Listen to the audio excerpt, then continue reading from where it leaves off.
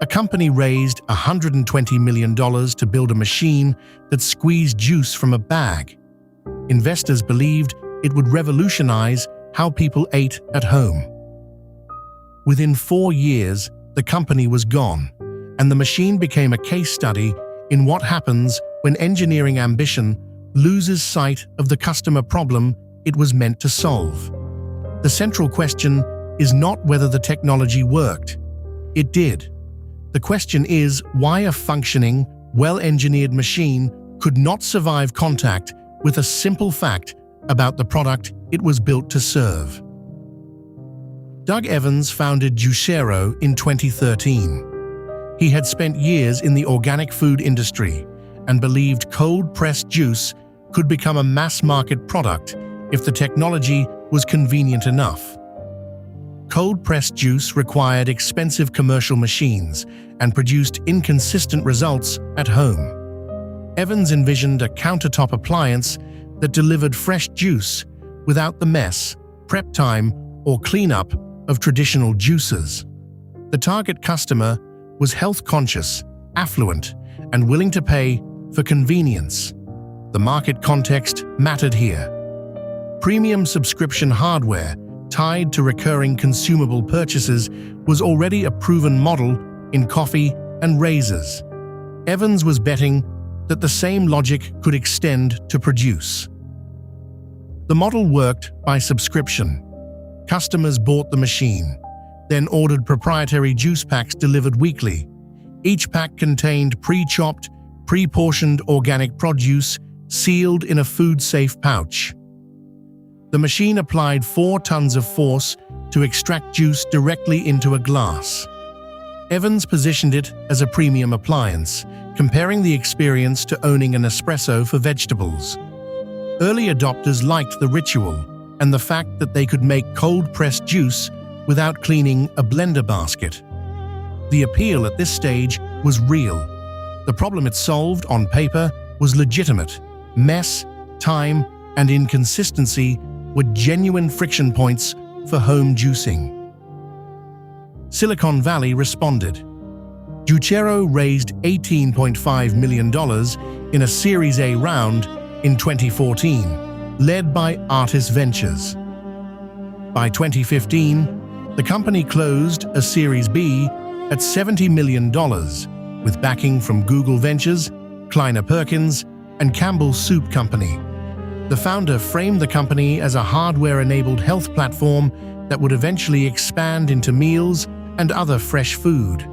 Investors saw recurring revenue, data on consumer preferences, and the possibility of building the connected kitchen around a single device.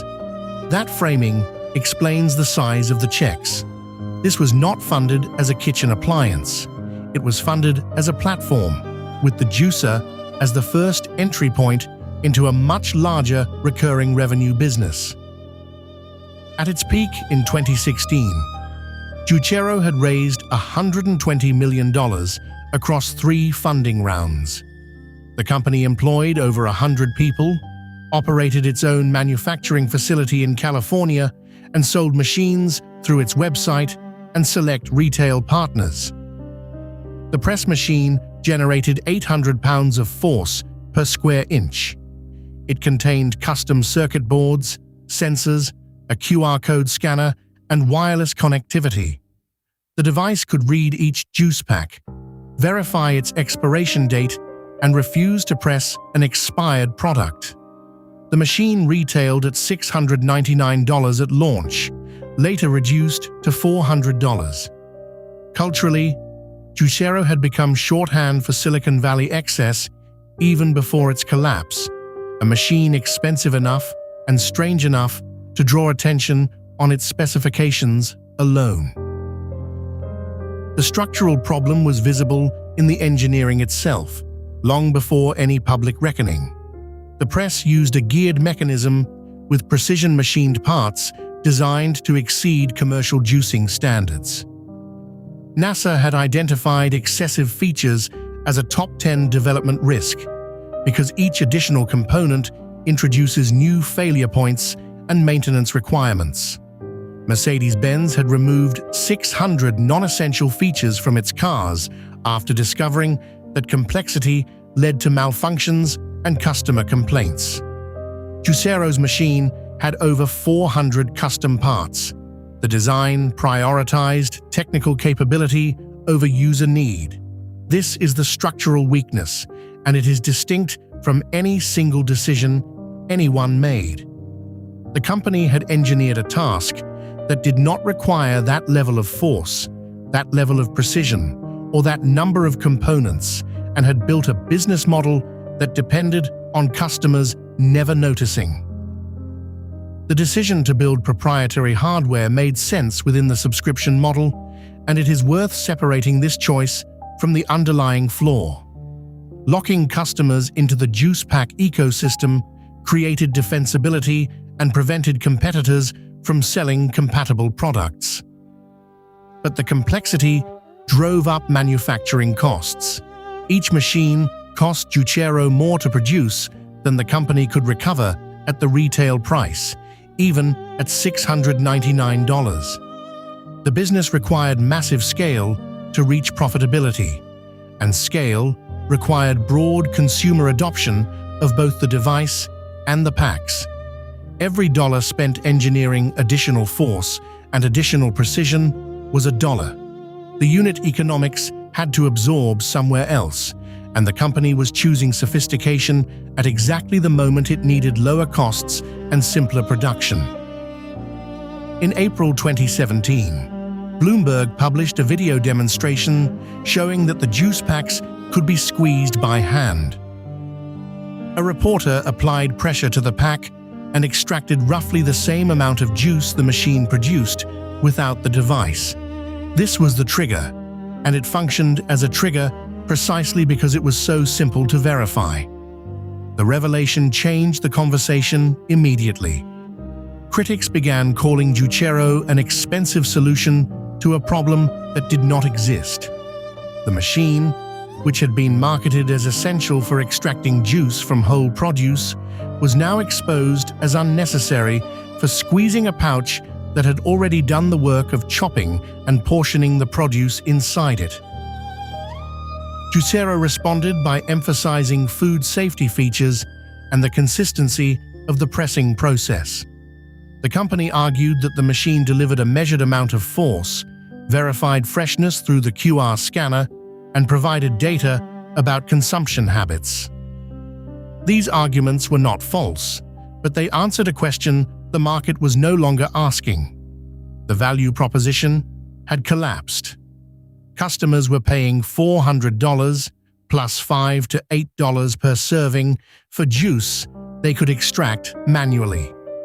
The complexity that had justified the engineering budget now looked like over-engineering in its clearest form. A product designed with capabilities that added no meaningful value the end user could perceive or needed. Sales stalled, new customer acquisition dropped, and existing users began questioning whether the subscription was worth continuing. The company had burned through most of its capital on manufacturing, operations, and marketing, and the Bloomberg video removed the one thing the business still needed from new customers: the assumption that the machine was necessary. By late summer 2017, Juicero announced it was suspending operations. The company refunded customers for the machines and offered access to remaining juice pack inventory. Investors wrote off their positions. Less than 5 months after the Bloomberg video, the company was gone. A compressed timeline that shows how quickly a single piece of public evidence can end a business built on a perception the evidence directly contradicted. The aftermath unfolded quickly. Juicero's manufacturing facility closed, employees were laid off, and the intellectual property was never sold. Some early supporters attempted to reframe the failure as a lesson in product-market fit rather than execution, but the engineering choices made replication unlikely, and no successor company emerged to reuse the underlying design. The machine itself became a symbol in business schools and product design courses, frequently cited as an example of building technology for its own sake rather than solving a customer problem. Investors who had backed the Series B, including firms with deep experience in both hardware and consumer products, absorbed the loss alongside a founder whose original insight about convenience had been real, even as the execution of that insight became the company's undoing.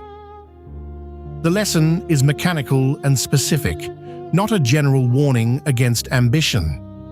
A product that requires proprietary hardware to deliver a subscription service must offer something the customer cannot easily replicate without the device. Juicero built a machine that applied 4 tons of force to a task customers could perform with their hands. The engineering was sophisticated, but sophistication is not value. When the customer perceives no functional gap between the complex solution and the simple one, the complex solution becomes indefensible, regardless of how well it was built or how much capital it had behind it. The company spent $120 million, proving that a product can be engineered to a very high standard, employ real innovation in force and precision, and still fail completely, because the test a product must pass is not whether it works, it is whether anyone actually needs it to.